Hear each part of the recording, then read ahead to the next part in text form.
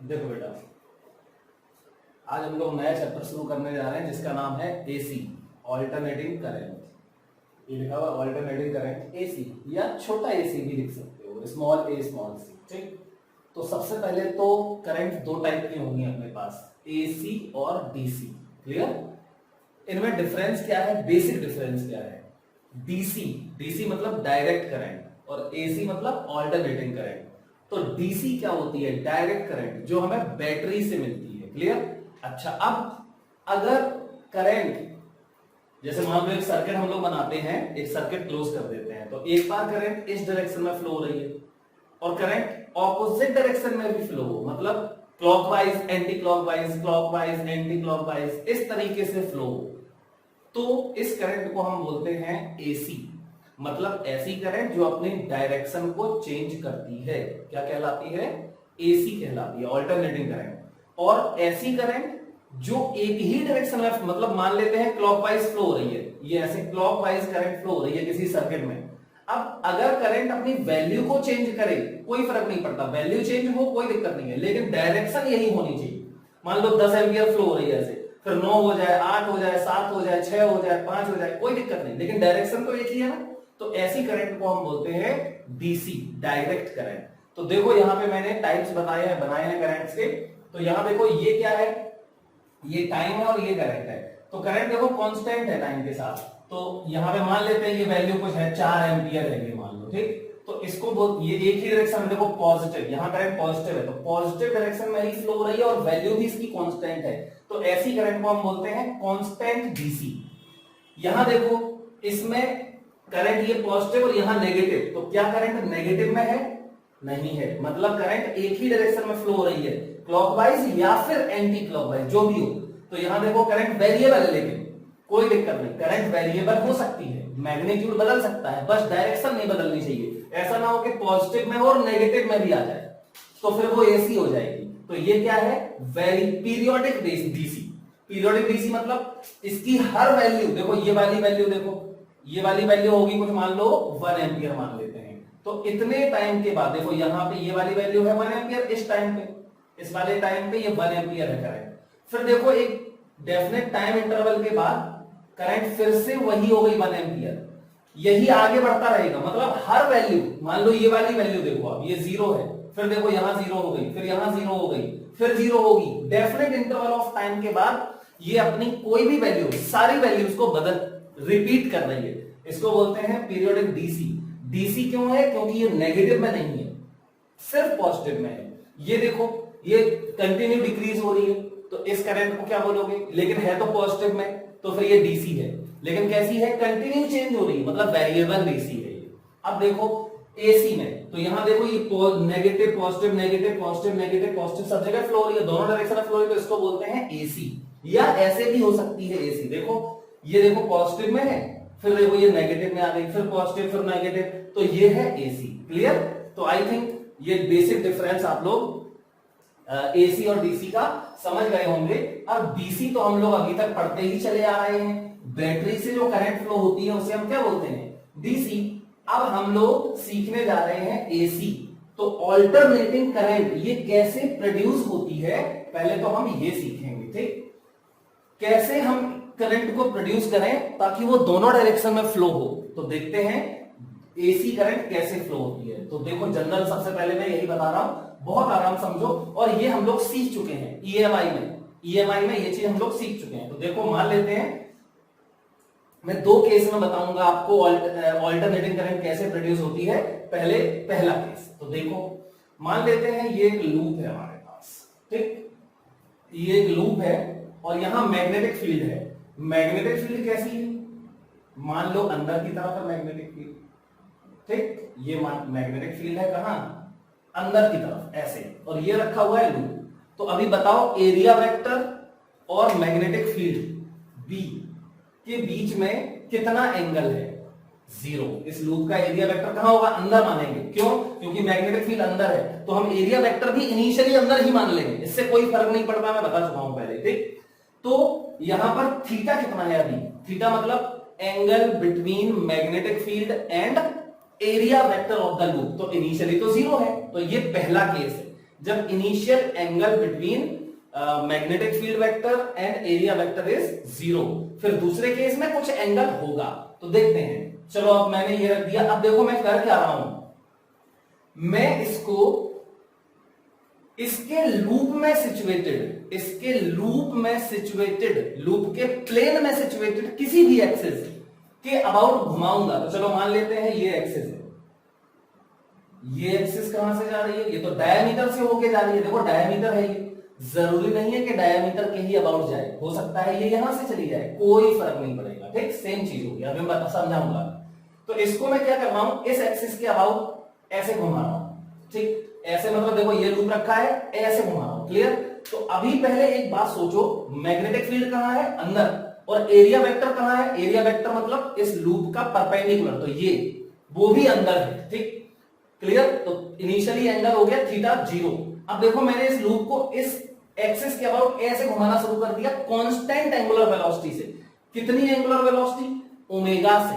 Clear? अब देखो मैंने इसको घुमाया, कितना घुमाया, टी टाइम घुमाया इसको, टी टाइम तक। तो देखो अभी ये क्या है, मैं बोल रहा हूं एरिया वेक्टर अंदर, मैग्नेटिक फील्ड की डायरेक्शन तो अंदर ही रहेगी, फिक्स्ड है। लेकिन इस लूप को जब तुम घुमाओगे, देखो अब मैंने इसको घुमाना शुरू किया, देखो ये टी टाइम तक घुमाया, मान लो थीटा एंगल घूम गया, ये लूप थीटा एंगल घूम गया, तो इसका एरिया वेक्टर देखो पहले यहां था, वो यहां आ जाएगा, तो वो भी थीटा एंगल घूम जाएगा। देखो ऐसा हो जाएगा। अभी लूप ऐसा है तो एरिया वेक्टर अंदर है, फिर लूप घुमाया थीटा एंगल से, तो ये लूप ऐसा आ गया, एरिया वेक्टर यहां आ गया, और मैग्नेटिक फील्ड वही है। तो अब मैग्नेटिक मतलब जितना एंगल ये लूप घूमेगा उतना ही एंगल बन जाएगा किसके बीच में, मैग्नेटिक फील्ड और एरिया वेक्टर। देखो एरिया वेक्टर ऐसे घूम गया। क्लियर? यहां था, यहां आ गया, तो थीटा एंगल से एरिया वेक्टर घूम गया। तो अब एंगल कितना बन गया, मैग्नेटिक फील्ड और एरिया वेक्टर के बीच थीटा बन गया। तो देखो अभी फ्लक्स बताओ, टी टाइम पर इस लूप से एसोसिएटेड फ्लक्स बताना है। चलो तो बता देते हैं। अच्छा एक बात और, अगर मैं इस लूप में एक और टर्म बना दूं, एन टर्म्स बना दूं, तो सबको पता है ना फ्लक्स कैसे लिखते हैं। अगर एक टर्म का फ्लक्स है BA, तो एन टर्म्स का एन टाइम्स हो जाता है। ठीक, तो इसमें एन टर्म्स है, मान लेते हैं एन टर्म्स है इसमें।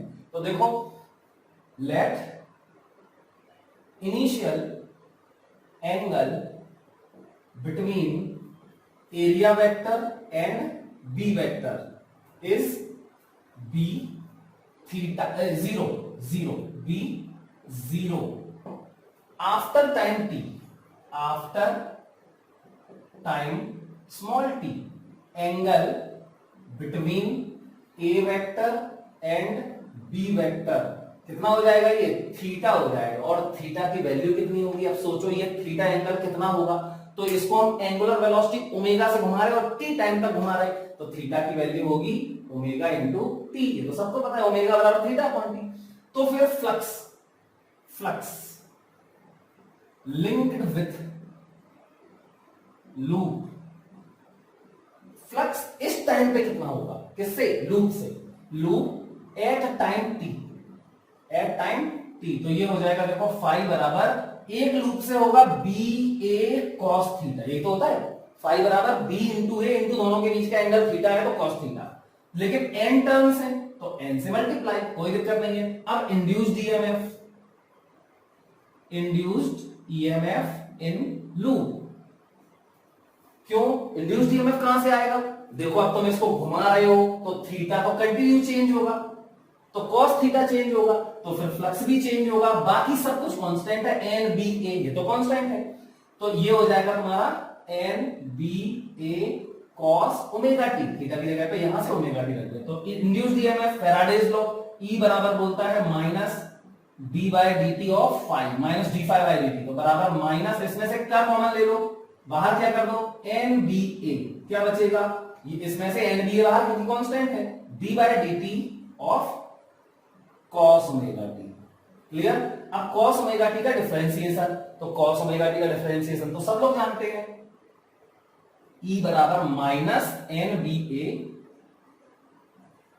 cos ओमेगा टी का डिफरेंशिएशन ओमेगा, और cos ओमेगा टी का sin ओमेगा टी, लेकिन माइनस, तो यहां पे क्या हो जाएगा, प्लस हो जाएगा। क्लियर? तो ये हो गया एन बी ए sin ओमेगा टी। अब बेटा ध्यान दो, ये इंड्यूस्ड ईएमएफ हो गया हमारा फर्स्ट इक्वेशन। इंड्यूस्ड ईएमएफ मतलब इस लूप में प्रोड्यूस होने वाला पोटेंशियल डिफरेंस, वो इंड्यूस्ड ईएमएफ बोल दो, पोटेंशियल डिफरेंस बोल दो, तो वही है ये, वोल्टेज बोल दो, वोल्टेज। ठीक, तो अब जरा ध्यान दो, इसमें इंड्यूस्ड ईएमएफ आ गया, इस इंस्टेंट पे टी टाइम पे इतना इंड्यूस्ड ईएमएफ है इसमें। अब थोड़ा सा ध्यान अगर तुम दो तो मैं इसको बोल सकता हूं, देखो एन बी ए ओमेगा है ना, इसमें ये तो कांस्टेंट है लेकिन ये वेरिएबल है ना, सिर्फ यही चीज तो वेरिएबल है, तो इसमें ई की इंड्यूस्ड ईएमएफ की मैक्सिमम वैल्यू कितनी होगी निकाल लेते हैं। तो maximum induced EMF, maximum induced EMF, बेटा इसको मैक्सिमम करने के लिए क्या करना पड़ेगा, साइन ओमेगा टी को 1 होना चाहिए, है ना, साइन ओमेगा टी को 1 होना चाहिए। क्लियर, मतलब ऐसा समझ लो कि थीटा की वैल्यू 90 डिग्री होनी चाहिए या ओमेगा टी 90 डिग्री होना चाहिए। मतलब ये कि जब ये लूप घूम के ऐसा हो जाएगा, देखो ये इतना, थीटा की वैल्यू 90 डिग्री मतलब इतना घूम जाए, मतलब एरिया वेक्टर ऐसा हो जाए, इस इंस्टेंट पे इंड्यूस्ड ईएमएफ क्या होगा, मैक्सिमम होगा। ठीक, तो मैक्सिमम इंड्यूस्ड ईएमएफ क्या कर दो, साइन ओमेगा टी बराबर 1, ये 1 होना चाहिए। क्लियर, तो रख दो यहां पे, तो E बराबर हो जाएगा एन बी ए ओमेगा, और ये 1 हो गया, लेकिन अब जब ये 1 रख दोगे तो ये इंड्यूस्ड ईएमएफ E तो मैक्सिमम हो जाएगा, तो यहां पे मैं इसको बोल रहा हूं E नॉट, इसको E नॉट बोलते हैं। ठीक, E नॉट क्या है, इंड्यूस्ड ईएमएफ की मैक्सिमम वैल्यू, तो फिर ई नॉट की वैल्यू 90 ओमेगा हो गया, इसका मतलब क्या हुआ यार, ये तो कांस्टेंट है, ये वाला टर्म तो कांस्टेंट है, देखो जरा इसमें तो कुछ वेरिएबल नहीं है, तो फिर देखो ये इंड्यूस्ड ईएमएफ मैक्सिमम है, इसका मतलब मैं अब एक काम कर सकता हूं, मैं मुझे ये पता है कि जब ये घुमाते जा रहे हो तो इंड्यूस्ड ईएमएफ मैक्सिमम कब होगा, ये मुझे मैक्सिमम कितना होगा ये पता है। अब जब मैंने घुमाना शुरू किया तो किसी भी इंस्टेंट पे इसमें इंड्यूस्ड ईएमएफ कितना होगा मैं वो निकालूंगा, और किसके फॉर्म में, मैक्सिमम इंड्यूस्ड ईएमएफ के फॉर्म में, मतलब कितने टाइम पे मैक्सिमम इंड्यूस्ड ईएमएफ का हाफ हो गया, 1/3 हो गया, 1/4 हो गया, या मैक्सिमम ईएमएफ के बराबर हो गया, ये रिलेशन निकालेंगे। तो क्या करो, बिल्कुल सिंपल है, इसको इसमें डाल दो, तो इन इक्वेशन 1 इसको डाल दो इक्वेशन 1 में, तो देखो ये मिलेगा, हमें क्या मिलेगा, E बराबर E की वैल्यू इसको रख दो, मैं E नॉट, तो E बराबर E not sine omega T.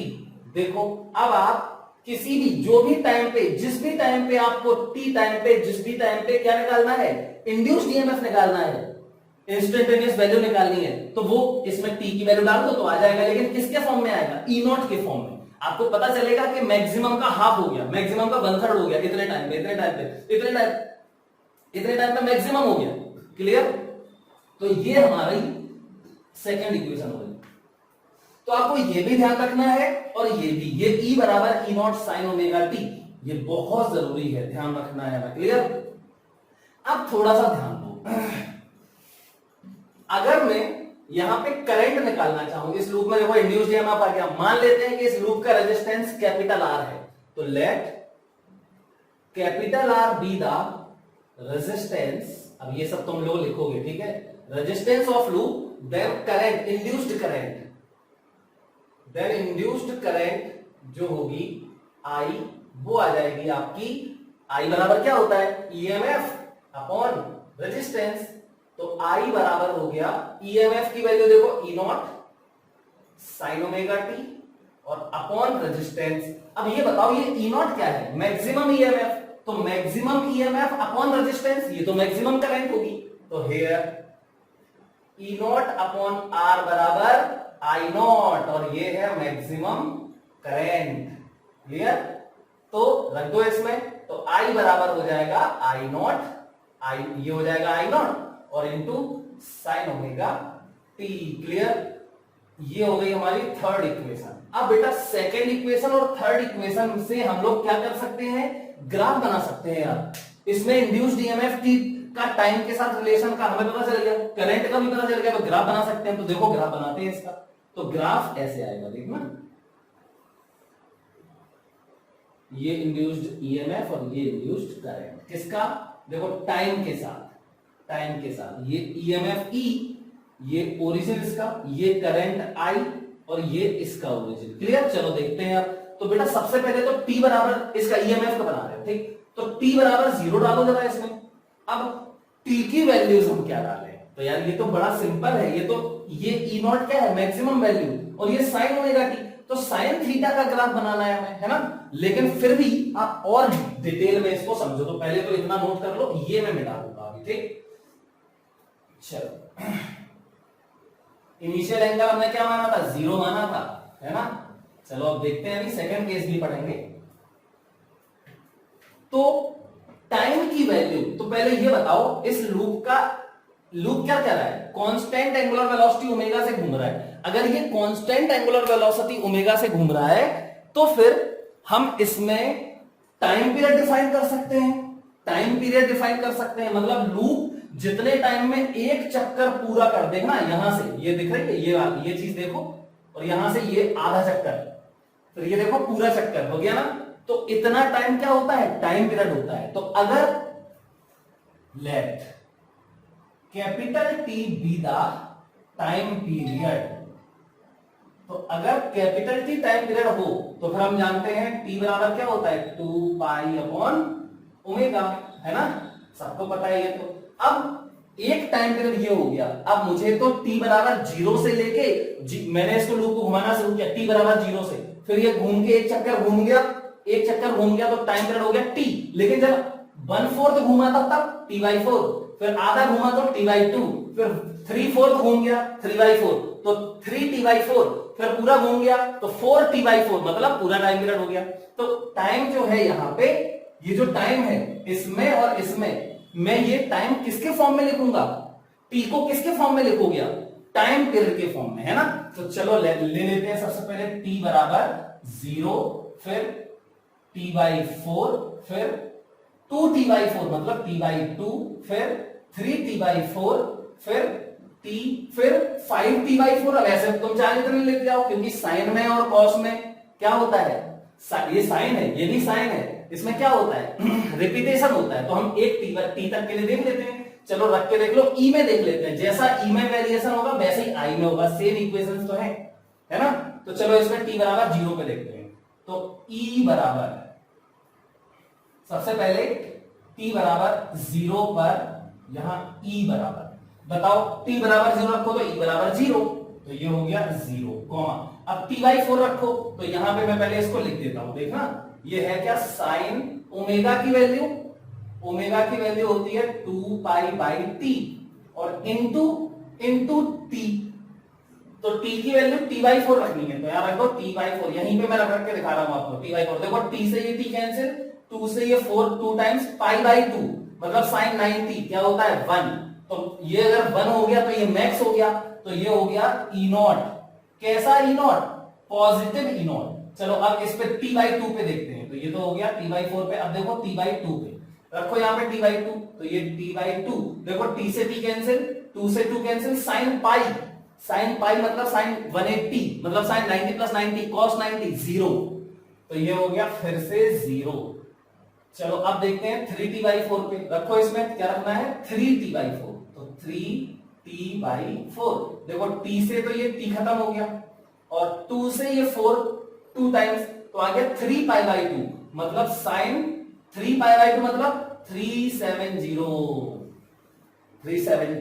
Sorry 270, clear? Sign 270 की वैल्यू, तो इसको लिख सकते हो आप साइन 180 प्लस 90, है ना? तो साइन 180 प्लस 90 ये कहां चला गया? थर्ड क्वाड्रेंट में चला गया। तो ये पहले तो 180 है तो ये साइन 90 ही आएगा, और थर्ड क्वाड्रेंट में है, यहां पे साइन नेगेटिव होता है, तो ये -90 मतलब -1 आएगा। तो ये हो गया -1 मतलब माइनस ई नॉट, तो ये माइनस ई नॉट हो गया। अब देखो टी पे, तो यहां रखो, अब यहां पे रखना है टी, तो ये टी रखोगे, देखो टी से टी खत्म, साइन 2 पाई मतलब साइन 360 क्या होता है? 0, तो ये हो गया फिर 0, और यही वैल्यूज आगे रिपीट होंगी, क्लियर? तो इसका मतलब ये ग्राफ में बना सकता हूं, देखो 0 प्लस ई नॉट फिर 0, तो यहां 0 फिर ये प्लस ई नॉट फिर 0 और फिर माइनस ई नॉट, देखो नेगेटिव फिर 0, और फिर ये ऐसे ही रिपीट होता रहेगा।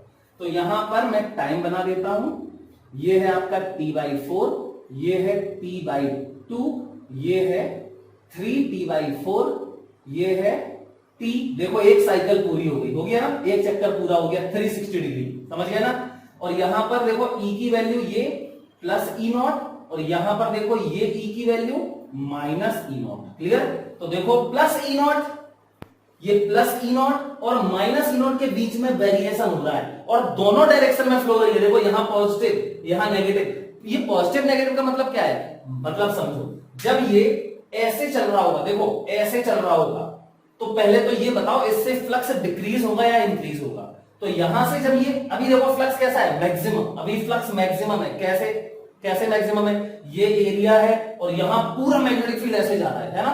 तो बी ए कॉस थीटा, और थीटा इनिशियली क्या है? 0। मैंने बताया था अभी, थीटा इनिशियली 0 है, मतलब फाई बराबर बी ए कॉस 0 मैक्सिमम। अब जरा तुम ऐसे करो इसको, तो देखो अब थीटा की वैल्यू कुछ आ गई, मतलब फाई बराबर B A cos theta, theta की वैल्यू कुछ आ गई, तो कॉस थीटा की वैल्यू लेस देन 1 होती है, मतलब इससे फ्लक्स डिक्रीज हो रहा है। सही बात है, जब ये ऐसे हो जाएगा तो फ्लक्स 0 हो जाएगा, है ना? पूरा फील्ड ऐसे है और एरिया ये है, तो इससे तो कोई इंटरसेक्ट करती हुई फील्ड लाइन नहीं जाएगी, तो फ्लक्स 0 हो जाएगा। समझ गए? तो इसका फ्लक्स जब ये यहां से जाता है ऐसे, तो क्या है? डिक्रीजिंग है, डिक्रीजिंग। अब बताओ करंट कहां फ्लो होनी चाहिए इसमें? अब कितना सिंपल है, डिक्रीजिंग फ्लक्स है तो करंट कैसे फ्लो होगी? तो करंट ऐसे फ्लो होगी जिससे कि क्या हो, इसमें जो इंड्यूस्ड करंट आए वो फ्लक्स को इंक्रीज करे, मतलब मैग्नेट इंड्यूस्ड करंट का जो मैग्नेटिक फील्ड आए वो इसमें जो ओरिजिनल मैग्नेटिक फील्ड है जो कि कहां है? अंदर की तरफ है, उसका सपोर्ट करे। तो कहां आएगी? ऐसे, मतलब ये करंट होगी। तो करंट पहले ऐसे फ्लो होगी, तो यहां से यहां तक, मतलब जब ये 180 डिग्री तक घूम जाएगा, देखो ऐसे ऐसा हो जाएगा, तब तक क्या होगा? तब तक करंट इसी डायरेक्शन में फ्लो होगी। और देखो जब ये ऐसे जाएगा, जब ये यहां आ जाएगा तो फ्लक्स क्या हो गया? 0। फ्लक्स 0 हो गया, देखो यहां पे, है ना? फ्लक्स 0 हो गया, लेकिन यहां पे हमने इक्वेशंस देखा, इंड्यूस्ड ईएमएफ मैक्सिमम हो गया। क्यों? क्योंकि जब ये 90 डिग्री पे आता है तब इसका rate of flux of change, rate of flux change ये मैक्सिमम होता है, इसलिए इंड्यूस्ड ईएमएफ भी मैक्सिमम होता है, इसलिए इंड्यूस्ड करंट भी मैक्सिमम होती है। अब देखो यहां हो गया, अब ये जैसे ही यहां जाएगा आगे, जैसे ही आगे जाएगा तो इसका फ्लक्स फिर इंक्रीजिंग होगा। देखो यहां 0 हो गया, अब यहां से देखोगे 0 हो गया, अब ये आगे जा रहा है तो फ्लक्स फिर आ रहा है इसमें, और फ्लक्स अगर फिर से आ रहा है तो हम फ्लक्स को इंक्रीजिंग बोलेंगे। क्या बोलेंगे? इंक्रीजिंग। तो यहां फिर फ्लक्स इंक्रीजिंग होगा, मतलब अभी भी इंड्यूस्ड करंट रहेगी, लेकिन वो इंड्यूस्ड करंट डिक्रीज हो गई, क्योंकि इसके बाद फ्लक्स का रेट ऑफ चेंज डिक्रीज हो जाता है। और फिर जैसे ही यहां आएगा तो फिर से फ्लक्स हो गया, फिर से फ्लक्स हो गया 0 मैक्सिमम। देखो फिर से मैक्सिमम हो गया, बस फर्क क्या है? डिफरेंस क्या है? डिफरेंस ये है कि इसका जो एरिया वेक्टर पहले अंदर था अब वो यहां आ गया, मतलब ये एरिया वेक्टर हो गया और फील्ड अंदर है, तो बी ए कॉस 180 हो गया, मतलब माइनस बी हो गया, तो फ्लक्स आ गया माइनस बी। इस केस में देखो यहां से ऐसा हो गया। अब इसको तुम फिर से आगे करो, अब देखो ध्यान से कितना बढ़िया आ गया। फिर से ऐसे करोगे तो फिर से फ्लक्स क्या होगा? अभी मैक्सिमम फ्लक्स है, फिर से फ्लक्स डिक्रीजिंग होगा, और फिर से फ्लक्स डिक्रीजिंग होगा तो फिर करंट ऐसी फ्लो होगी जिससे कि ये current opposite magnetic field, supporting magnetic field produce करे, क्योंकि फ्लक्स इसके बाद डिक्रीजिंग है। ठीक है, लेकिन ध्यान से सुनना, ये मान लेते हैं पार्ट 1 है और ये पार्ट 2 है, तो 180 डिग्री जब तुम 180 डिग्री घुमा दोगे तो 1 यहां आ जाएगा और 2 यहां आ जाएगा, घूम के ऐसे ऐसे घुमाओगे तो ये 2 पीछे से घूम के यहां आ जाएगा और 1 यहां आ जाएगा। अब देखो ये सिचुएशन हो गई है, पहले ये थी अब ये हो गई, और फ्लक्स अभी भी क्या है? फ्लक्स अभी भी क्या है? मैक्सिमम। ठीक, मैक्सिमम फ्लक्स है। अब देखो जैसे ही यहां जाएगा आगे तो क्या होगा? फिर से फ्लक्स इंक्रीजिंग होगा, और फ्लक्स जैसे इंक्रीजिंग होगा तो फिर से ये करंट अब करंट फिर से इंड्यूस होगी, यहां 0 हो गई थी करंट, अब फिर से इंड्यूस्ड करंट आएगी। तो इंड्यूस्ड करंट अब जो आएगी,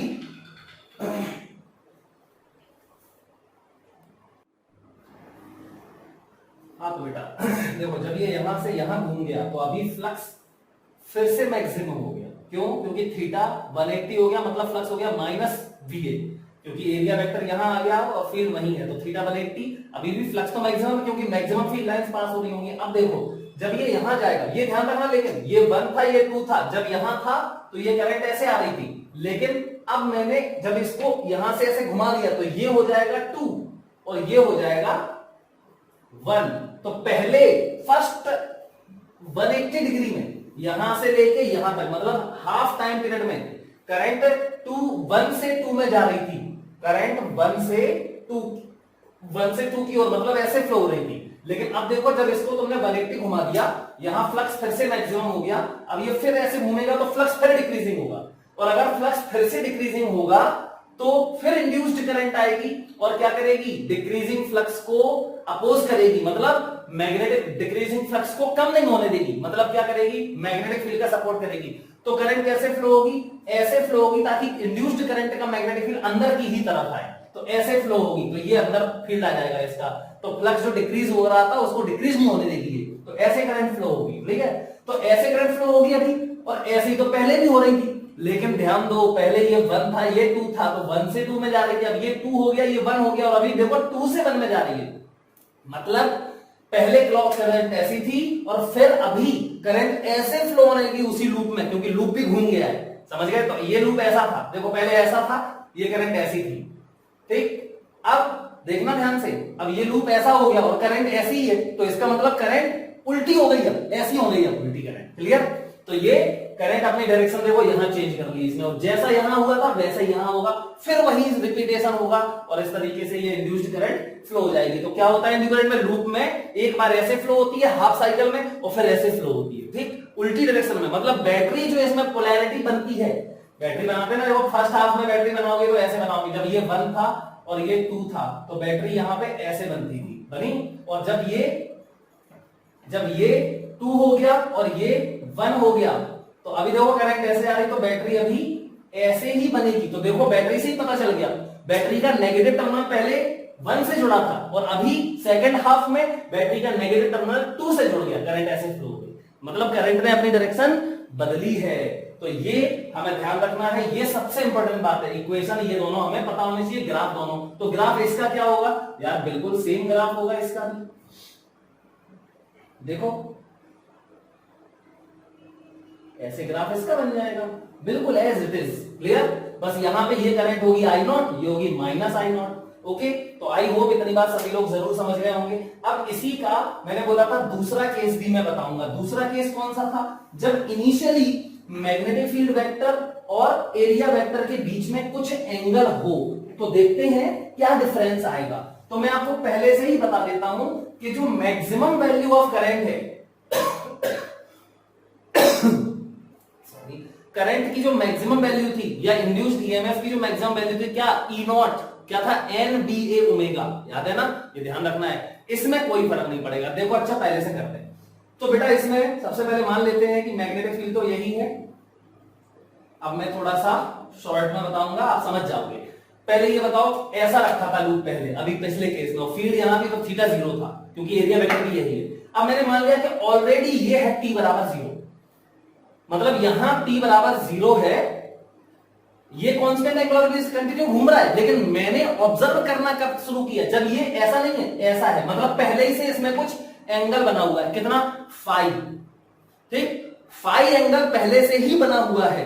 अब फाई देखो ये ऐसा नहीं है ऐसा है, तो ये वाला एंगल देखो अभी मैग्नेटिक फील्ड और एरिया वेक्टर के बीच का फाई है। अब मैंने इसको घुमाना अब देखना शुरू किया, टी टाइम तक घुमाया, तो ये टी टाइम में थीटा एंगल और घूम गया, तो अब नया एंगल हो गया फाई प्लस थीटा, और थीटा की वैल्यू क्या होगी, ओमेगा इंटू टी, क्योंकि मैंने फाई के बाद टी टाइम तक घुमाया उसको।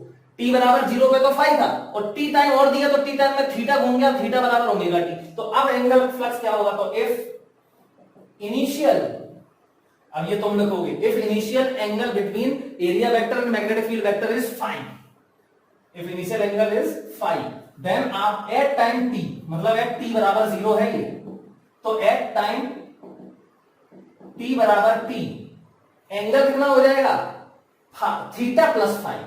तो फ्लक्स क्या होगा फिर, तो फ्लक्स एट t बराबर t, तो ये फाई बराबर हो जाएगा B N B A, B A cos theta होता है लेकिन एन टर्म्स है, तो N B A cos theta plus phi, और थीटा की वैल्यू बेटा, तो एन बी ए थीटा की value omega T plus phi. अब इसको फिर इंड्यूस्ड ईएमएफ निकालो, तो ई बराबर वही minus D phi by D T, तो बराबर माइनस एन बी ए बाहर, एन बी ए बाहर क्या बचेगा, D by D T cos, ये कॉस है यहाँ पे, cos omega T, cos theta plus five, ठीक है।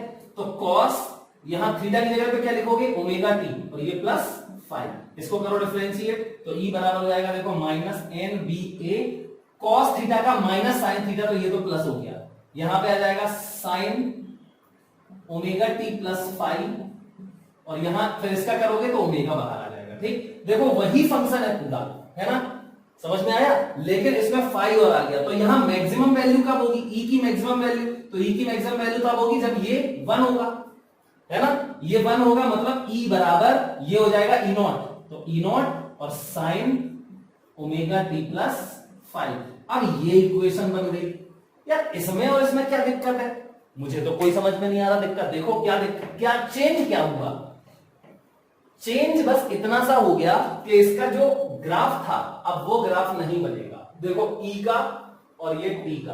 अच्छा पहले तो करंट की इक्वेशन, तो करंट आई बराबर ई बाई आर, वही सब कुछ, तो करंट की इक्वेशन भी वही आएगी, क्या I naught, E naught upon R क्या हो जाएगा, E naught upon R I naught, तो I naught sine omega T plus five, ये हो गया आई की इक्वेशन। तो कोई भी ग्राफ बना लो आप, चलो यही बना लेते हैं। अब फाइव की वैल्यू कितनी है ये भी तो हमें पता होना चाहिए, तो फाइव की वैल्यू मान लेते हैं चलो पाई बाई टू, फाइव की वैल्यू पाई बाई टू, मतलब ये ऐसा नहीं है, ऐसा था पहले, मतलब टी बराबर 0 पे यहां से ऑब्जर्व करना शुरू किया, ठीक। तो फाइव बराबर पाई बाई टू मान लेते हैं। एक एग्जांपल देके बता रहा हूं, 30 डिग्री हो सकती है, 60 डिग्री हो सकती है, कुछ भी हो सकता है। तो अगर फाइव बराबर पाई बाई टू मान लूं मैं, तो फिर देखो ये अगर पाई बाई टू हो गया, तो यहां ई बराबर ई नॉट साइन, देखो ई बराबर E naught sine omega T plus pi by two, है ना यार, ये तो कॉस बन गया, ई बराबर E not cos omega T बन गया, ये तो कोई फर्क नहीं है, कोई डिफरेंस नहीं है इसमें। देखो ई बराबर E not cos omega T हो गया।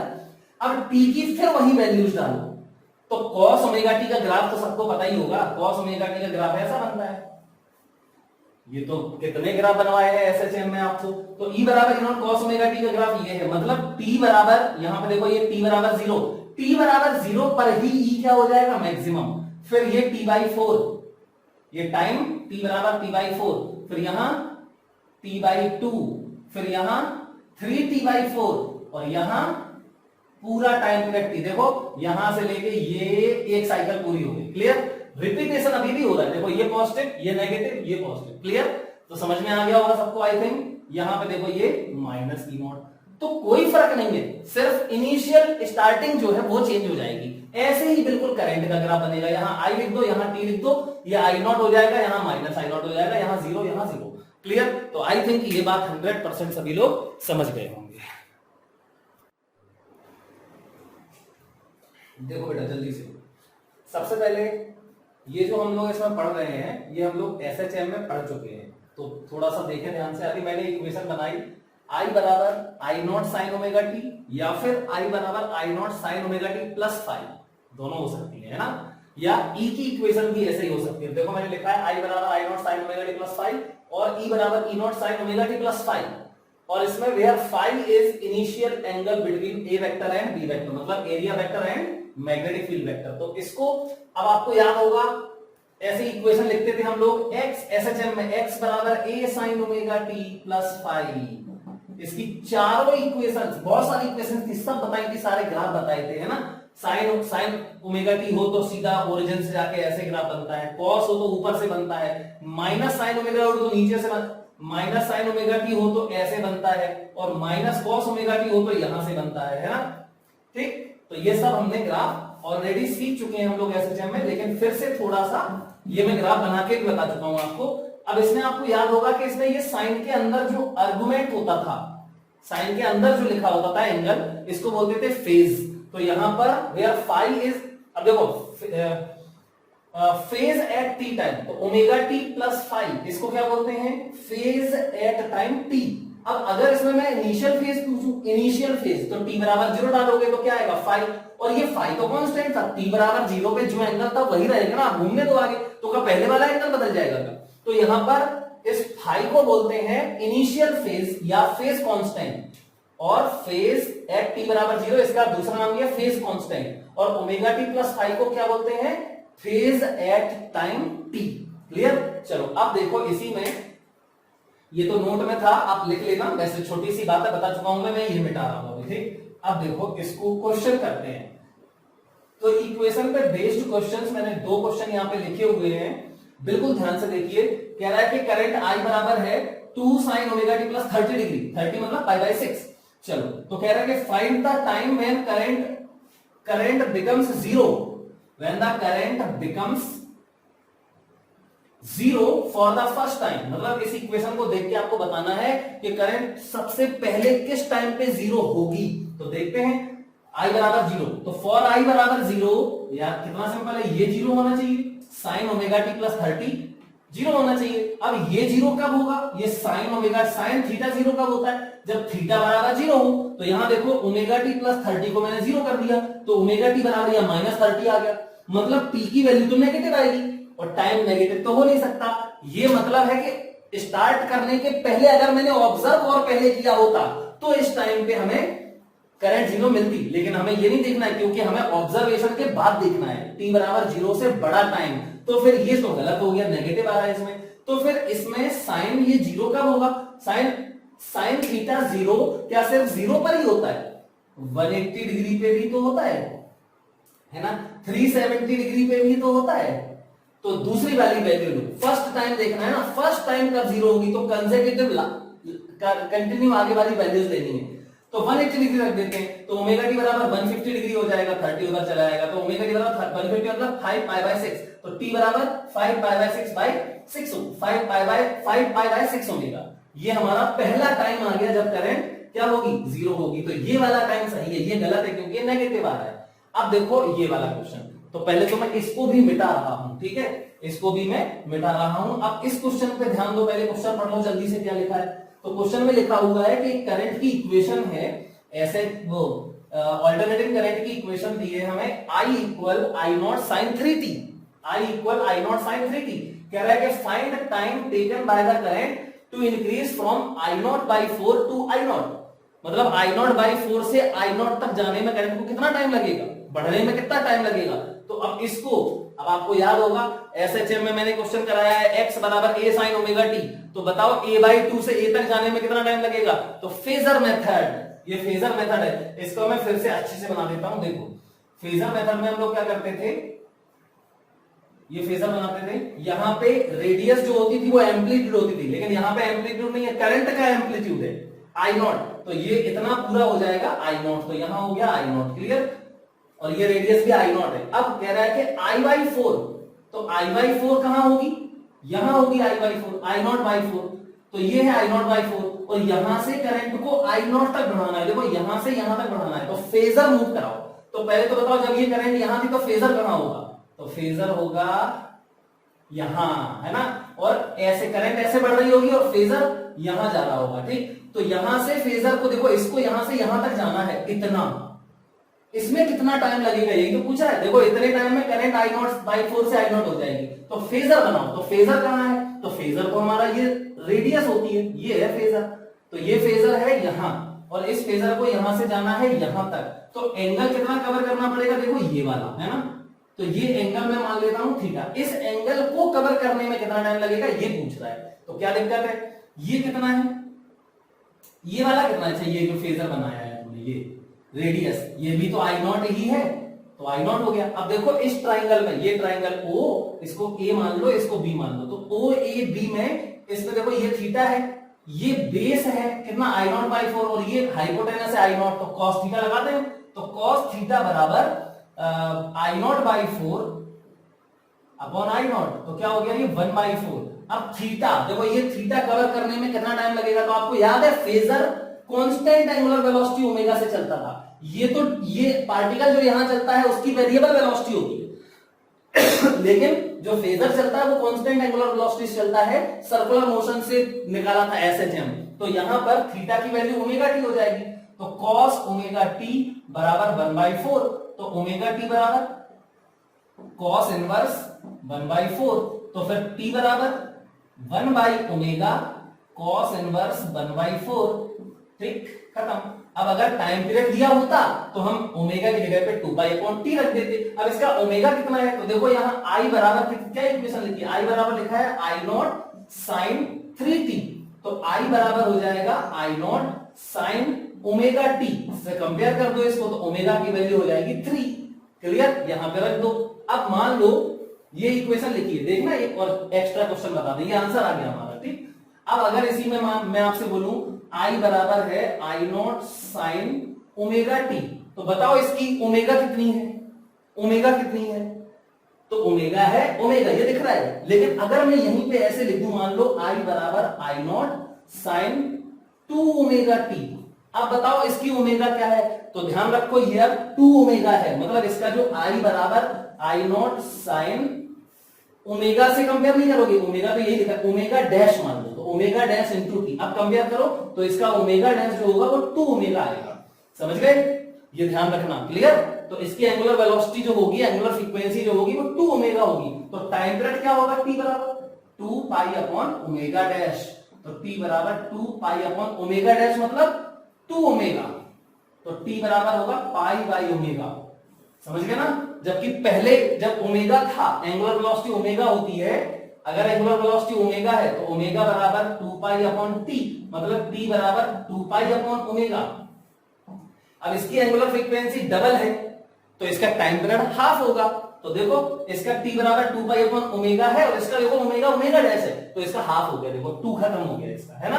तो टाइम पीरियड डबल होता है, कॉमन सी बात है यार, ओमेगा फ्रीक्वेंसी अगर डबल हो जाए तो टाइम पीरियड हाफ हो जाएगा, सिंपल है, ठीक। तो पहले का देखो ये टाइम ये आ गया तुम्हारा, क्लियर, टाइम पीरियड नया। तो आई थिंक समझ गए होंगे सभी लोग इस क्वेश्चन को भी। देखो बेटा, अब हम लोग सीखने क्या जा रहे हैं, तो हमारा एक टॉपिक है छोटा सा इसी में, average value of alternating current, average value of alternating current या average value of alternating voltage, मतलब ईएमएफ, ठीक है। तो मैं करंट का बता रहा हूं, सेम टू सेम ईएमएफ का भी होगा। एक्चुअली में दुनिया की हर क्वांटिटी का एवरेज ऐसे ही निकाला जाता है जैसे मैं अभी बता रहा हूं, दुनिया की हर क्वांटिटी का। तो जैसे जो आप पढ़ चुके हो, मैं उसका एग्जांपल देके आपको समझाने की कोशिश कर रहा हूं। देखो मैंने क्या बनाया यहाँ पे, वेलोसिटी और time, velocity versus time graph बनाया, कैसा भी हो सकता है ये ग्राफ, तो मैंने ऐसे बना दिया, ठीक। अब मैं चाहता हूं कि क्या निकालूं, एवरेज वेलोसिटी, देखो यहां वेलोसिटी है यहां टाइम है, तो मैं चाहता हूं कि वेलोसिटी का एवरेज निकालूं विथ रिस्पेक्ट टू टाइम। तो कितने से कितने टाइम तक, t1 से t2 टाइम तक। क्लियर, t1 से t2 टाइम के बीच में एवरेज वेलोसिटी निकालूं विद रिस्पेक्ट टू टाइम, समझ गए ना। ओके चलो, तो पहले तो मैंने क्या किया, देखो कॉमन सेंस जो हम कर चुके हैं, अगर कोई भी ग्राफ लिखा हो हमें उसका एरिया निकालना हो, जैसे मान लो एरिया अंडर वीटी ग्राफ, ये v है ये t है, तो यहां t1 से देखो ये यहां मिलेगा और t2 से देखो ये यहां मिलेगा, मतलब ये पॉइंट और ये पॉइंट, इसके बीच में जो एरिया है VT graph, area under VT graph कहां, t1 से t2, तो ये आएगा। तो ये एरिया हम लोग कैसे लिखते हैं, सबको पता होना चाहिए, integration v dt limit from t1 to t2, सबको पता होगा, पढ़ा है। तो ये हो जाएगा एरिया अंडर वीटी ग्राफ, और ये हमें देता क्या है, डिस्प्लेसमेंट, याद है ना। तो टोटल डिस्प्लेसमेंट आ जाएगा t1 से t2 के बीच में area under VT graph, area under VT graph क्या होता है, इंटीग्रेशन v dt और limit from t1 to t2। चलो ये हो गया। अब अगर मैं इसमें जो एरिया आ गया है मतलब डिस्प्लेसमेंट आ गया, ये एरिया अंडर वीटी ग्राफ मतलब डिस्प्लेसमेंट, और अगर मैं इसमें टोटल टाइम से डिवाइड कर दूं, देखो ये टोटल टाइम है, क्या होगा इसका टोटल टाइम, देखो integration dt limit from t1 to t2, ये क्या आएगा, t2 माइनस t1, मतलब टोटल टाइम, यहाँ टाइम इंटरवल। तो यहां आ गया, ये हो गया डिस्प्लेसमेंट टोटल और ये हो गया टोटल टाइम, मतलब ये एवरेज वेलोसिटी आ गई। एवरेज वेलोसिटी का फॉर्मूला क्या होता है, total displacement upon total time, ये आ गया एवरेज वेलोसिटी।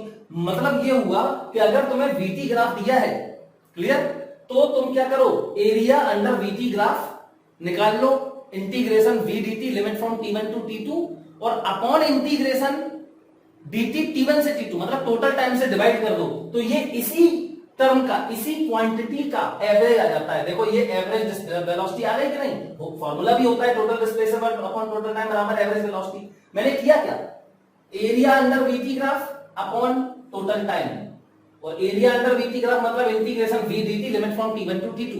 ये हमें इतना ध्यान होना चाहिए, हमें इतना आना चाहिए। अब देखो मैं इसी में वेलोसिटी की जगह पे करंट ले रहा हूं, क्यों, क्योंकि मुझे average value of alternating current चाहिए। तो चलो करते हैं इसको, तो मैं ये मिटा रहा हूं, देखना ध्यान से, बिल्कुल ऐसे ही एरिया अंडर IT ग्राफ, तो यहां V की जगह पे क्या हो जाएगा, करंट हो जाएगी I।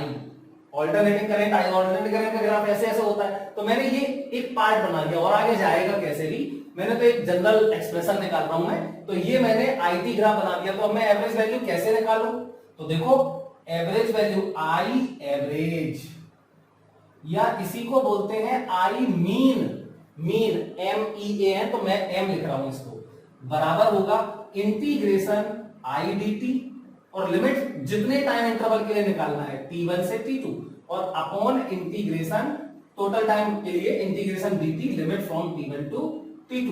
ये तरीका होता है दुनिया के किसी भी टर्म का, किसी भी क्वांटिटी का क्या निकालना, एवरेज निकालना। अब इसको हम फील करते हैं। अगर देखो ये सबको पता है, ऊपर क्या लिखा हुआ है, देखो ये कैसे सही है, ऊपर क्या लिखा है, इंटीग्रेशन I dt। अब आपको याद है, बता चुका हूं मैं, IT ग्राफ का जो एरिया होता है वो चार्ज बताता है, तो ये क्या है, टोटल चार्ज, टोटल चार्ज जो फ्लो होगा अपॉन टोटल टाइम, है ना, और total charge upon total time, यही तो होती है एवरेज करंट। ठीक, तो ये हम इस तरीके से एवरेज करंट निकालेंगे। अब बिल्कुल ध्यान से सुनना, ये लिख लो, ये सबसे इंपॉर्टेंट बात है, क्लियर। अब हमने जो ऑल्टरनेटिंग करंट पढ़ी है अभी, उसकी इक्वेशन हम लोग सीख चुके हैं, I बराबर I naught sine omega T plus 5, है ना। तो अगर इफ AC करंट, अब देखो आप, मैंने क्या लिख दिया, AC करंट, ये तो AC माना तो खुद ही ऑल्टरनेटिंग करंट होता है ना, लेकिन ये इतना फेमस हो चुका है AC वर्ड कि AC करंट, AC वोल्टेज ऐसे बोल देते हैं। ठीक, तो मैंने भी बोल दिया, वैसे ये गलत है, सिर्फ AC ही लिखना चाहिए, लेकिन मैंने बोल दिया ऑल्टरनेटिंग करंट, करंट मतलब AC करंट, क्लियर। तो if AC current is given by, ध्यान से सुनना, if AC current is given by I equal I naught sine omega T, इसमें देखो दो कंडीशंस होंगी, इसमें भी एक बार तो ये इक्वेशन है और एक बार साइन ओमेगा टी प्लस 5। ठीक है, तो अगर ये कंडीशन है तो इसका ग्राफ कैसा होगा, देखो, तो इसका ग्राफ होगा ऐसा बनेगा, इसका ग्राफ, क्लियर, ये टाइम और ये करंट। अब वो मुझसे कह रहा है कि इस वाली करंट का एक साइकिल के लिए एवरेज बताओ, तो चलो बताते हैं। एक साइकिल मतलब यहां से लेके यहां तक, है ना, या आधी साइकिल के लिए पूछ सकता है, तो यहां से लेके यहां तक। तो अगर यहां से पूछ रहे, देखो ये टाइम कितना है T/2, और ये कितना है T, सही है ना, टाइम, और यहां देखो ये करंट है I नॉट और ये है माइनस I नॉट। ठीक है, कोई दिक्कत नहीं। अब हम करें क्या, तो अगर मुझसे कहा जाए एक साइकिल के लिए एवरेज निकालो, एक साइकिल के लिए, तो क्या होता है formula, I average for half cycle निकालते हैं पहले। ठीक है, हाफ साइकिल, हाफ साइकिल, कौन सी हाफ साइकिल, चलो फर्स्ट पॉजिटिव हाफ साइकिल देख लेते हैं। ठीक, पॉजिटिव हाफ साइकिल। तो देखो ध्यान रखना क्या करना है, इंटीग्रेशन I dt, मतलब ये एरिया तो ये एरिया तो पॉजिटिव होगा, इस लाइन के ऊपर वाला एरिया पॉजिटिव होता है इंटीग्रेशन में, नीचे वाला एरिया नेगेटिव होता है, सबको पता है। तो पॉजिटिव हाफ साइकिल के निकाल रहे हो तो ये वाला एरिया आएगा, है ना, तो टोटल एरिया ये आएगा इतना पॉजिटिव। ठीक, तो यहां पे क्या लिखोगे, देखो ये लिख रहा हूं मैं, I एवरेज बराबर integration I dt, limit from, time की लिमिट देखो 0 से T/2, 0 से T/2, और upon integration dt, limit from 0 से T/2। चलो इसका I की इक्वेशन देखो ये लिखी है, I naught sine omega T, तो I नॉट तो बाहर आ जाएगा क्योंकि ये तो पीक वैल्यू है। I नॉट क्या होता है, I नॉट इसको बोलते हैं पीक वैल्यू, ध्यान रखना है, पीक वैल्यू ऑफ करंट क्या है, I नॉट, और EMF की, वोल्टेज की पीक वैल्यू E नॉट, जो मैंने लिखा था। तो I नॉट बाहर आ गया, integration sine omega T dt, limit from 0 to T/2, और अपॉन इंटीग्रेट, ये तो आ जाएगा T/2, है ना, तो ये हो जाएगा T/2, 2 को ऊपर पहुंचा दे रहे हम, तो ये 2 I नॉट अपॉन T हो गया, क्लियर, ये हो गया, क्लियर, समझ में आ गया। अब देखो, अब ध्यान से सुनना, यहां पर देखो T की वैल्यू, यहां पे मैं T को लिख रहा हूं, मैं T की जगह पे 2 पाई बाई ओमेगा भी तो लिख सकता हूं, या t बराबर क्या होता है 2 पाई बाई ओमेगा, या t बाई 2 की जगह पे मैं क्या लिख सकता हूं पाई बाई ओमेगा, तो मैं बाद में पाई बाई ओमेगा ही डाल दूंगा, ठीक। नहीं तो यहां फिर ओमेगा को लिखना पड़ेगा 2 पाई अपॉन टी, तो वही तो डालोगे t 0 से t बाई 2, तो 2 आई नॉट अपॉन टी, ये तो हो गया। आप देखो साइन ओमेगा टी का इंटीग्रेशन क्या होता है cos ओमेगा टी, लेकिन माइनस का होता है, तो माइनस हम बाहर कर ले रहे, और अपॉन में जो अंदर ये टर्म होता है उसका t का कोएफिशिएंट लिखते हैं, मतलब ओमेगा टी का डिफरेंशिएशन लिखते हैं, तो ओमेगा ही तो आएगा ओमेगा टी का डिफरेंशिएशन, ठीक। चलो अब देखो यहां लिमिट डाल दी है 0 से t बाई 2, तो ये देखो 2 आई नॉट अपॉन टी, और ये ओमेगा, तो ये ओमेगा लिख दिया और t की जगह पे लिख दो 2 पाई बाई ओमेगा, तो ये देखो ओमेगा से ओमेगा खत्म, 2 से 2 खत्म। अभी इसको लिख देंगे, यहां पे मैं डाल दूं पहले वैल्यूज cos ओमेगा टी, तो ओमेगा t बाई 2 की जगह पे मैं लिख रहा हूं क्या पाई बाई ओमेगा, यहां लिख देते हैं पाई बाई ओमेगा, एक ही बात है, या अंदर ओमेगा को लिख दो 2 पाई अपॉन टी, तो वही डाल दो t बाई 2। चलो तो cos पहले तो ओमेगा की जगह पे पाई, ओमेगा की जगह ओमेगा और t की जगह पाई बाई ओमेगा, और ये माइनस बाहर है, ठीक। ये हो गया माइनस, फिर डालो 0, तो ये हो जाएगा cos 0, तो देखो ओमेगा से ओमेगा खत्म, ये हो जाएगा cos पाई मतलब -1, और ये -1 मतलब -2, तो ये आ गया आई एवरेज बराबर क्या बचा माइनस बाहर का, इसका -2 आएगा, उसका माइनस बाहर आएगा तो प्लस हो जाएगा, तो I naught upon 2 I naught upon pi, देखो ये आ गया, ठीक। 2 आई नॉट अपॉन, ये 2 आएगा ना, तो 2 आई नॉट अपॉन पाई हो गया, ये वैल्यू आ गई। अब अगर मैं नेगेटिव हाफ साइकिल के लिए लिखूं, यहां इसके लिए लिखूं, तो मुझे लिमिट लेनी पड़ेगी पाई बाई ओमेगा से ये 2 पाई बाई ओमेगा, तो ये आएगा तो इतना ही, क्योंकि एरिया तो इतना ही होगा जितना ये हो उतना ही होगा, लेकिन ये नेगेटिव आएगा, क्लियर, ये नेगेटिव आएगा, तो second half cycle negative half cycle के लिए नेगेटिव आ जाएगा, कर सकते हैं आप लोग। अगर मुझे पूरी साइकिल के लिए करना हो तो देखो यहां पर ये पॉजिटिव चार्ज और यहां उतना ही नेगेटिव चार्ज, मतलब एक बार चार्ज ऐसे फ्लो हुआ और फिर एक बार ऐसे फ्लो हुआ, तो क्रॉस करंट कैसे देखते हैं हम, एवरेज करंट लूप में कोई एक क्रॉस सेक्शन लेते हैं, वहां से एक डायरेक्शन में जितना चार्ज फ्लो होता है, तो एक साइकिल में तो जितना चार्ज यहां जाएगा ऐसे, उतनी चार्ज यहां जाएगा ऐसे, तो नेट चार्ज फ्लो तो 0 हो जाएगा। और देखो एरिया से भी देख सकते हैं, इंटीग्रेशन आई dt, ये क्या होता है एरिया इसका, तो यहां 0 से t के लिए एक साइकिल के लिए तो एरिया 0 हो जाएगा, क्योंकि ये पॉजिटिव और ये नेगेटिव, या लिमिट लेके इसको सॉल्व भी कर सकते हो 0 टू t, 0 से t तक की लिमिट ले लेना 0 आ जाएगा। तो ध्यान रखना एक पूरी साइकिल के लिए, एक पूरी साइकिल के लिए उसके लिए लिमिट कहीं से भी लो, देखो अगर मैं यहां से मान लो मैं तुमसे कहूं यहां ये वाला टाइम है, यहां से कितना है ये t बाई 4, और एक साइकिल कहां होगी पूरी यहां होगी, मतलब ये टाइम कितना होगा 5t बाई 4, तो यहां से यहां तक के लिए अगर मैं बोलूं यहां से यहां तक के लिए, तब भी एक साइकिल के लिए 0 ही आएगा, देखो क्योंकि यहां पॉजिटिव और यहां पॉजिटिव और उतना ही यहां नेगेटिव, तो एक साइकिल के लिए एवरेज वैल्यू किसी भी टाइम इंटरवल में 0 होगी, ये विशेष नोट है लिखना, ठीक। अब हाफ साइकिल के लिए या तो पॉजिटिव हाफ साइकिल हो या फिर नेगेटिव हाफ साइकिल हो, तो इतनी ही होगी, पॉजिटिव हाफ साइकिल के लिए इतनी होगी, और नेगेटिव हाफ साइकिल के लिए -2 आई नॉट अपॉन पाई होगी, क्लियर। लेकिन अगर हाफ साइकिल में वो कहते तुमसे यहां से यहां तक के लिए, देखो यहां से यहां तक के लिए बोले, मतलब t बाई 4 से यहां ये कितना है 3t बाई 4,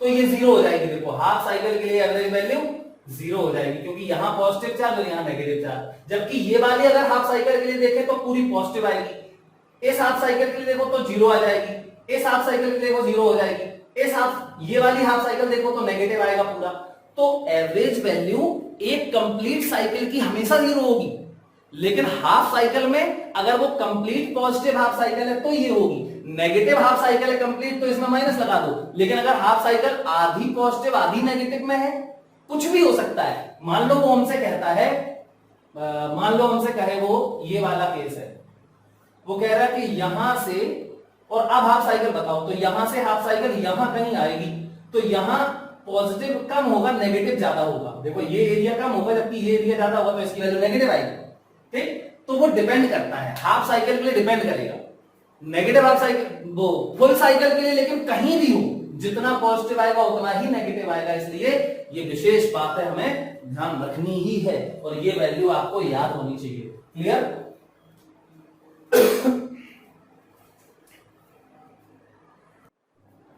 देखो बेटा, ये क्वेश्चन है, I बराबर 2√2 sin pi T plus pi by 4, find average value of current during interval t बराबर 0 टू t बराबर 1 सेकंड। एवरेज वैल्यू निकालना है, कोई दिक्कत नहीं है। देखो इसमें फाई जुड़ा हुआ है, तो फाई जुड़ा हुआ है तो कोई समस्या नहीं है, अपने पास जो फॉर्मूला है वही लगाएंगे हम। I एवरेज बराबर इंटीग्रेशन I dt, तो I dt में ये लिखोगे और 2√2 इसमें बाहर आ जाएगा, मैं डायरेक्ट कर रहा हूं। अब 2√2 क्या बचेगा, sine pi T plus pi by 4, ये आ गया, और लिमिट 0 टू 1 सेकंड। देखो t बराबर 0 t बराबर 1 अपॉन इंटीग्रेशन dt, तो वो आएगा t और लिमिट 0 टू 1 डालोगे तो 1 आ जाएगा। ठीक, चलो बराबर 2√2।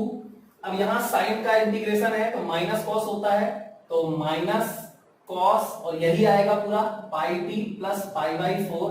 अब अपॉन में मैंने बोला था इसका डिफरेंशिएशन, तो पाई बाई 4 तो कांस्टेंट है, इसका 0 हो जाएगा, पाई टी का t का 1 हो जाएगा, पाई का पाई बाहर आ जाएगा। ठीक, और यहाँ लिमिट डालनी है, बाकी है अभी 0 टू 1, तो ये डाल दो, तो देखो ये I एवरेज आ जाएगा हमारा 2√2 अपॉन पाई, और यहाँ पे कॉस पहले डालो t की जगह पे 1, तो कॉस माइनस आगे है 1 डालोगे, तो यहाँ पे cos pi plus pi by 4, pi plus मतलब 180 plus pi by 4, cos pi plus pi by 4, और माइनस फिर डालोगे 0, तो ये कॉस पाई बाई 4 आ जाएगा। ठीक, t की जगह 0 डालोगे तो cos पाई बाई 4। अब cos 180 प्लस थीटा, ये cos 180 प्लस थीटा मतलब कहां पहुंच गया, ये थर्ड क्वाड्रेंट में, तो sin cosec tan, ये नेगेटिव होता है, मतलब कि I एवरेज की वैल्यू आ जाएगी minus 2√2 upon pi cos pi by 4, ये आ जाएगा, पहले तो पाई है तो cos ही रहेगा, तो cos पाई बाई 4 ये माइनस का, और ये माइनस cos पाई बाई 4, तो देखो ये हो गया cos पाई बाई 4 मतलब 1/√2, तो 1/√2 और ये 1/√2 मतलब माइनस 2/√2, तो ये प्लस हो जाएगा माइनस पहले तो माइनस ये 2√2 इंटू 2/√2 और अपॉन पाई, देखो √2 से √2 खत्म, मतलब ये आ गया, ये प्लस हो जाएगा, यहाँ माइनस आएगा तो प्लस हो जाएगा, ये हो गया 4 अपॉन पाई, ये हमारी एवरेज वैल्यू आ गई करंट की। ठीक, अब देखो अगर कोई क्वेश्चन पूछ रहा है तुमसे, जैसे I बराबर I naught sine omega t है, find average value of current over a long time. Long time के लिए, लॉन्ग टाइम मतलब फिजिक्स में हम लोग क्या करते हैं, लॉन्ग टाइम मतलब इन्फिनिटी, और डीजी टाइम बहुत कम टाइम बोलते हैं तो बिल्कुल गिर जाते हैं, कितना, 0, टेंडिंग टू 0, तो यहाँ पे इन्फिनिटी टाइम के लिए पूछ रहा है। तो पहले तो ये देखो ऊपर वाला टर्म क्या लिखा हुआ है, ऊपर वाले टर्म में लिखा हुआ है इंटीग्रेशन आई डी टी, मतलब आईटी ग्राफ का एरिया है ना, एरिया अंडर आईटी ग्राफ, तो यहाँ देखो ये पॉजिटिव एरिया, ये नेगेटिव एरिया, इनफाइनाइट टाइम, तो ये साइकिल कितनी बनेंगी, इनफाइनाइट साइकिल बन जाएंगी, टाइम इनफाइनाइट, तो इनफाइनाइट साइकिल्स आएंगे। लेकिन विशेष बात देखो कि इनफाइनाइट टाइम तक भी क्या होगा, ये वाला एरिया कैंसिल हो जाएंगे, मतलब यहाँ 0 आएगा, ये वाला एरिया 0 हो जाएगा। ऐसी जितनी भी कंप्लीट साइकिल्स होंगी सबका एरिया तो 0 ही होता जाएगा, लेकिन फाइनली मुझे नहीं पता, हो सकता है फाइनली इतना कुछ साइकिल बच जाए, है ना, मे बी, तो अगर इतना साइकिल बच गया तो इतना एरिया बच जाएगा, या तो ये पॉजिटिव होगा या नेगेटिव होगा, जो भी हो, तो मतलब यहाँ पे इंटीग्रेशन आई डी टी में कुछ टर्म आ सकता है, ये वाला टर्म, बाकी ये सब तो 0 हो जाएंगे, है ना, मतलब यहाँ पे एक फाइनाइट वैल्यू आएगी, एक फाइनाइट वैल्यू आएगी, और नीचे देखो इंटीग्रेशन 0 से t, ये इनफाइनाइट वैल्यू आएगी, 0 से t, 0 से इनफाइनाइट ही है ना, तो टाइम थोड़ी सब्ट्रैक्ट हो जाएगा, टाइम तो ऐड ही होता है ना, तो यहाँ इनफाइनाइट आएगा, मतलब फाइनाइट अपॉन इनफाइनाइट, और फाइनाइट अपॉन इनफाइनाइट की वैल्यू कुछ होगी, तो कितनी होगी, अब तो यार सिंपल सी बात है, 1/0, इस इनफाइनाइट को क्या लिख दो, अरे 1, ये कुछ और इनफाइनाइट, तो 1/∞ क्या होता है, 0, तो I एवरेज की वैल्यू 0 आएगी फॉर अ लॉन्ग टाइम, ये ध्यान रखना, ठीक है। अब इसकी इक्वेशन यही नहीं, कुछ भी हो, अगर इसकी इक्वेशन मान लो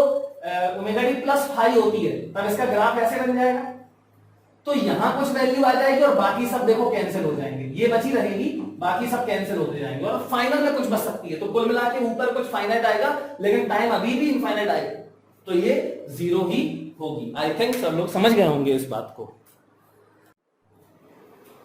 देखो बेटा, अब हमें सीखना है root mean square value of alternating current. ठीक, आपको दिख रहा होगा वैसे, लेकिन मैं फिर भी बोल रहा हूं, root mean square value of alternating current, इसको हम IRMS बोलते हैं। ठीक, IRMS, क्लियर, या फिर अगर ये तो करंट का है, अगर वोल्टेज का होगा तो उसको हम ईआरएमएस लिख देंगे, या ईआरएमएस की जगह ऐसे भी लिख सकते हो वीआरएमएस, है तो वोल्टेज ही ना, तो आपकी मर्जी है। अभी तो मैं खैर इसको वोल्टेज को ईआरएमएस लिख रहा हूं। और देखो रूट मीन स्क्वायर वैल्यू, इसी को हम बोलते हैं इफेक्टिव वैल्यू। क्या बोलते हैं? इफेक्टिव वैल्यू या वर्चुअल वैल्यू। इसके तीन नाम है, root mean square value, effective value या वर्चुअल वैल्यू। क्लियर? अब देखो ध्यान से, तो पहले हम समझते हैं ये होता क्या है। तो करंट हमारी ये है I बराबर I naught sine omega T, ये इक्वेशन है हमारी करंट की। और कह रहा है इसका रूट क्या बता दो, इसका आईआरएमएस बता दो, इस करंट का आरएमएस वैल्यू बता दो। तो आरएमएस में देखो पहले जो स्क्वायर, इसका मतलब क्या है? Root mean square. तो किसी भी फंक्शन का अगर रूट मीन स्क्वायर वैल्यू निकालना है तो पहले उस फंक्शन का स्क्वायर करो। क्या करो? स्क्वायर करो, उसके स्क्वायर का एवरेज निकालो। जैसे अभी हमने करंट का एवरेज निकालना सीखा, जैसे I बराबर I naught sine omega T, इसका एवरेज वैल्यू निकालना सीखा, integration I dt upon integration dt, है ना। लेकिन अब क्या करना है हमें? पहले स्क्वायर करो, फिर उस स्क्वायर फंक्शन का मीन निकाल, एवरेज, मीन माने एवरेज निकालो, जैसे एवरेज निकालते हैं integration I dt upon integration dt, और फिर उसका अंडर रूट और लगा दो बस। ठीक, तो पहला, अब देखो क्या करते हैं हम लोग। तो पहले मैंने इसको लिखना सिखाया आपको, देखो लिखना कैसे सीखेंगे। फंक्शन क्या है हमारा? I, इसका I का क्या निकालना है? आरएमएस। तो पहले I का किया स्क्वायर, फंक्शन का स्क्वायर, फिर उसका एवरेज, ये देखो लाइन खींचिए, ये एवरेज होता है। ठीक, और फिर अंडर रूट। क्लियर? ये करना है हमें, तो चलो करके देखते हैं। तो यहीं पे मैं करता हूं इसको। तो IRMS बराबर अंडर रूट, अब मैं अंडर रूट यहां बार बार नहीं लगा रहा हूं, यहां पे स्क्वायर लगा दे रहे। ठीक, ये तुमने उसमें भी पढ़ा है केटीजी में VRMS स्क्वायर। ठीक, तो वैसा ही है बिल्कुल। तो यहां अंडर रूट लगा के स्क्वायर लगा दिया, बाद में अंडर रूट लगा देंगे, तो बराबर अब I स्क्वायर, तो ये हो जाएगा देखो आई नॉट। हाँ, अब क्या बचा यहाँ पे? ये बचा I स्क्वायर का एवरेज, अंडर रूट तो यहां लगा दिया स्क्वायर, अब ये बचा। अब देखो एवरेज लिखने का तरीका, मतलब I स्क्वायर का एवरेज लिखना है, तो क्या होता है? Integration I function into dt upon integration dt, ये तो होता है। और टाइम की लिमिट, तो टाइम की लिमिट मैं निकाल रहा हूं इसको एक साइकिल, जब कुछ नहीं बोला होता है तो एक साइकिल के लिए निकालते हैं। ठीक, तो फॉर वन साइकिल, चलो एक साइकिल के निकाल, विशेष बात बताऊंगा इसमें अभी। ठीक, तो एक साइकिल के लिए निकाल देते हैं इसका, तो मतलब जीरो से साइकिल का क्या होता है? T, 0 to T, या T की वैल्यू 2 पाई अपॉन ओमेगा। तो जीरो से मैं यहां पे 2 पाई अपॉन ओमेगा ही लिख देता हूं। ठीक, जीरो से 2 पाई अपॉन ओमेगा, यहां पे भी 0 to 2 पाई बाई ओमेगा। अब देखो इसका बराबर यहां पे I स्क्वायर करो, तो I स्क्वायर करोगे तो ये लिखा I not square sine square omega T हो जाएगा, तो I नॉट स्क्वायर तो बाहर आ जाएगा, इंटीग्रेशन बचेगा sign square omega T dt, और जीरो से टाइम पीरियड पूरा, मतलब 2 पाई बाई ओमेगा, और अपॉन ये तो आ जाएगा 2 पाई बाई ओमेगा। ठीक, तो यहां तो आ गया ये 2 पाई बाई ओमेगा। क्लियर? अब बेटा ध्यान दो, इसकी वैल्यू क्या होती है एक साइकिल के लिए? अब ये ध्यान रखना, ये याद रखना है, ये बार बार यूज होगा। क्या? Integration sine square T, sign square omega T dt, sine theta का इंटीग्रेशन, साइन थीटा का इंटीग्रेशन एक साइकिल के लिए 0 होता है, क्योंकि जितना पॉजिटिव उतना ही नेगेटिव, लेकिन ये इसका स्क्वायर है तो ये नेगेटिव वाला भी पॉजिटिव ही आएगा, मतलब ये 0 नहीं होगा। तो ये कितना होगा? तो ये मैं आपको बता रहा हूं, ये होता है 1/2। तो देखते हैं कैसे आता है, ये याद रखना है। Sine square T dt integration limit from 0 से t के लिए होता है, 0 से t के लिए, टाइम पीरियड के लिए, 2 पाई बाय ओमेगा के लिए। ये क्या आता है? उतना ही cos स्क्वायर का भी आएगा। तो ये दोनों ध्यान रखना, साइन स्क्वायर का और cos स्क्वायर का एक साइकिल के लिए 0 होता है। चलो कैसे सॉल्व करें इसको?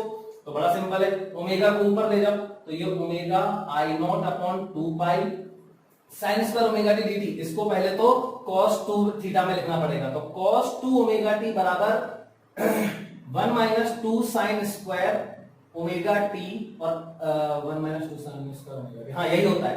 तो साइन स्क्वायर ओमेगा टी बराबर क्या हो जाएगा? ये हो जाएगा 1 माइनस cos 2 ओमेगा टी, और अपॉन में पूरे में 2, ये होता है। तो इसको लिख दो, तो अपॉन 2 तो बाहर आ जाएगा, तो अपॉन 2 में यहां पे ये हो जाएगा 4। ठीक, ये हो गया। अब ये बचा, तो इसको भी मैं डायरेक्ट लिख रहा हूं, इंटीग्रेशन 1 dt, तो इंटीग्रेशन 1 dt तो क्या आ जाएगा? t, और t की लिमिट डालोगे तो वो 2 पाई बाई ओमेगा हो जाएगा। ठीक, माइनस cos 2 ओमेगा t का, अब ये होता है इंटीग्रेशन साइन 2 ओमेगा टी और अपॉन में टी का मल्टीपल मतलब कोएफिशिएंट, तो अपॉन में 2 ओमेगा, और इसको हमें सॉल्व करना पड़ेगा, लिमिट डालनी पड़ेगी 0 से 2 पाई बाई ओमेगा। ये हो गया। तो देखो अब ये IRMS का स्क्वायर जो है बराबर हो गया ओमेगा आई नॉट अपॉन 4 पाई, ओमेगा आई नॉट अपॉन 4 पाई, ये तो बाहर आ गया, और अंदर देखो 2 पाई बाय ओमेगा माइनस ये 1/2 ओमेगा बाहर रहेगा, देखो 1/2 ओमेगा मैंने बाहर कर दिया, इसको लिमिट डाल दी है। तो पहले तो साइन 2 ओमेगा इंटू टी, इसमें 2 पाई बाई ओमेगा डालना है, तो देखो ये आएगा साइन 2 ओमेगा और टी की जगह पे 2 पाई बाई ओमेगा, ठीक, और फिर माइनस साइन 0, यही तो आएगा। तो देखो ये क्या बचा, ये ओमेगा से ओमेगा खत्म हो गया, साइन 4 पाई, ये तो 0 होता है, साइन 2 पाई का मल्टीपल तो 0 होता है, तो ये 0 ये भी 0, मतलब ये पूरा 0 हो गया, तो ये भी 0 हो गया, मतलब क्या बचा, ये बचा IRMS स्क्वायर बराबर ओमेगा आई नॉट अपॉन 4 पाई और ये 2 pi by omega, 2 pi by omega. तो देखो पाई से ये पाई खत्म, ओमेगा से ओमेगा खत्म, क्या बचा, आई नॉट अपॉन 2 बचा, ये बचा आई नॉट अपॉन 2। क्लियर? अरे इसकी वैल्यू मैंने बोला, इसकी वैल्यू क्या आती है, ये पूरी वैल्यू जो है सॉल्व करके 1/2 आएगी। तो देखो आई नॉट स्क्वायर और ये 2 पाई बाई ओमेगा बाहर, और ये पूरा आएगा 1/2, ये ध्यान रखना, ठीक। तो यहां पर ये हो गया आई नॉट बाई 2, तो IRMS इक्वल क्या हो जाएगा, ये तो IRMS स्क्वायर आया ना, तो IRMS बराबर हो जाएगा I naught by √2। Clear? I naught by √2। तो ये हमें इतनी बात ध्यान रखनी है। तो IRMS की वैल्यू होती है आई नॉट बाई √2, या इसी तरीके से ERMS की वैल्यू भी क्या होती है, E नॉट बाय √2, जहां आई नॉट क्या है, पीक वैल्यू, और ई नॉट क्या है, वोल्टेज की पीक वैल्यू, ये क्या है, करंट की पीक वैल्यू। तो ध्यान रखना है हमें, sine integration sine square omega T dt limit from 0 से पूरी एक साइकिल के लिए मैंने यहां पे देखो सॉल्व किया है इसको, 2 पाई बाई ओमेगा और माइनस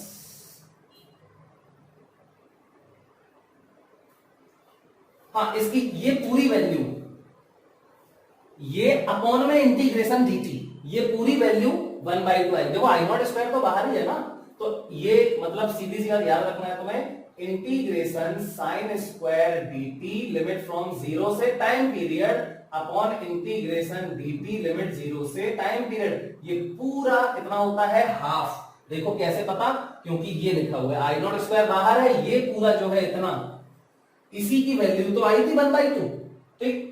तो आई नॉट, ये आई नॉट स्क्वायर है, तो ये समझ में आ गया होगा आई थिंक सबको। क्लियर? ये बहुत बहुत ज्यादा जरूरी है। देखो बेटा, कह रहा है कि फाइंड इफेक्टिव वैल्यू, इफेक्टिव मतलब RMS value of current I बराबर 2 + 4 cos 100 पाई टी। तो क्या प्रॉब्लम है, क्या करना है, IRMS बराबर इंटीग्रेशन, अभी फॉर्मूला बताया।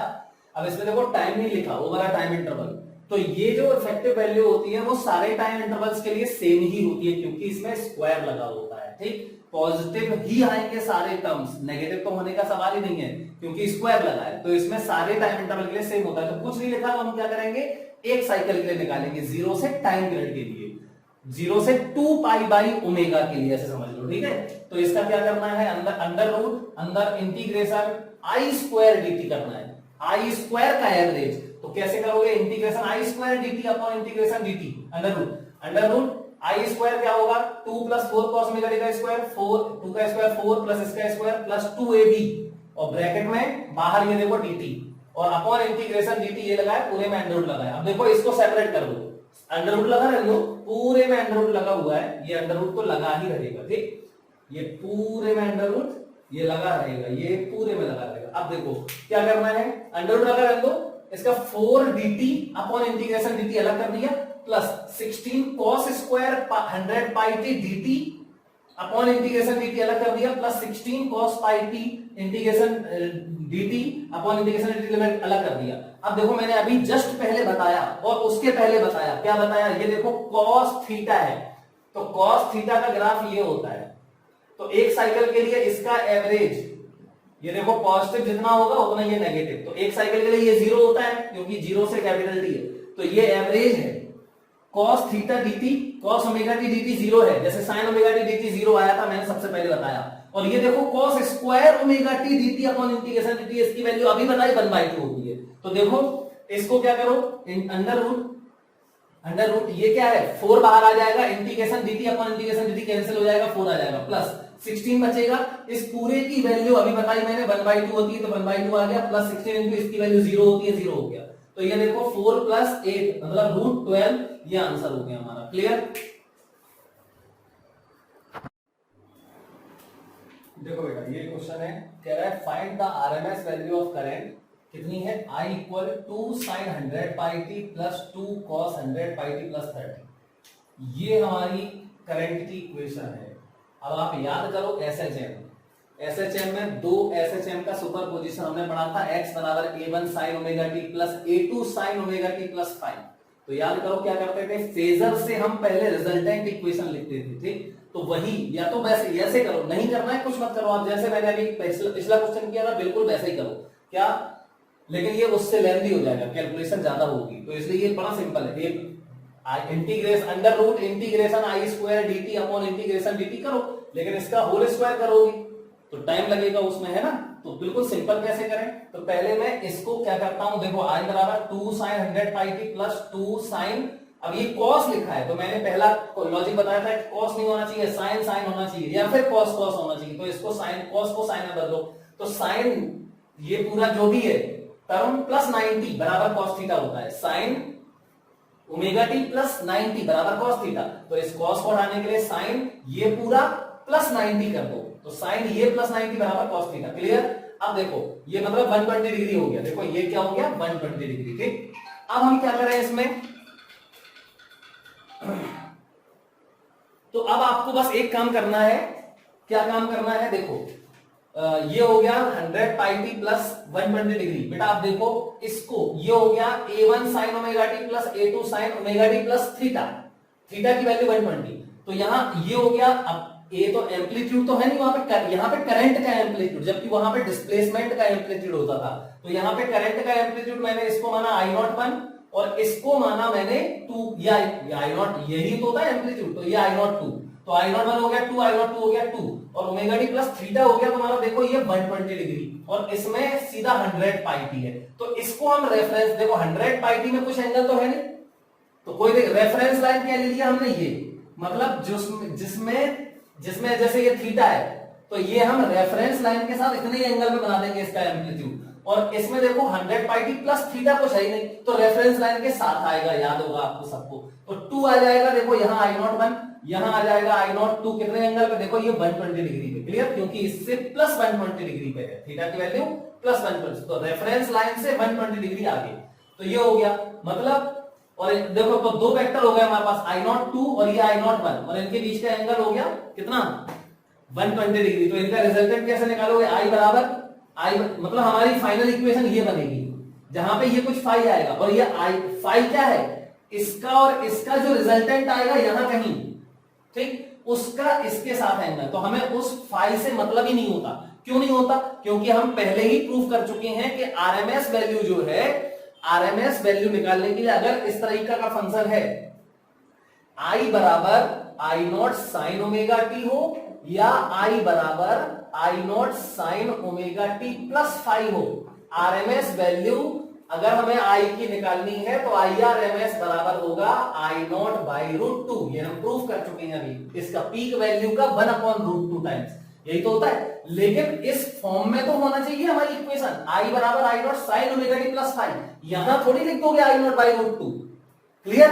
तो हमें पहले इस सिंगल फॉर्म में लिखनी पड़ेगी, तो इसके लिए मैंने क्या किया, ये लिख दिया I = I0 क्या है, I01 और I02 का रिजल्टेंट, sin ओमेगा टी + 5 क्या है, इसका और इसका रिजल्टेंट जो आएगा उसका रेफरेंस लाइन के साथ एंगल, लेकिन हमें इससे मतलब ही नहीं है, क्योंकि अगर इस फॉर्म में आ गया तो हमारा सीधा आंसर होता है IRMS = I0/√2, एक साइकिल के लिए है, निकाल देंगे वो, तो कुछ नहीं लिखा, तो एक साइकिल के लिए, तो I0 बराबर √2 का स्क्वायर + 2 का स्क्वायर + 2ab 2 × 2 × 2 cos 120, इसको सॉल्व करोगे 2 आएगा, मतलब मतलब कि जो इक्वेशन हमारी बनेगी इसकी रिजल्टेंट ये, इसमें आई नॉट कितना आ गया 2, तो देखो आई बराबर I naught sine omega T plus 5 बराबर 2 साइन ओमेगा टी प्लस 5, तो 2 क्या है हमारा, ये है आई नॉट।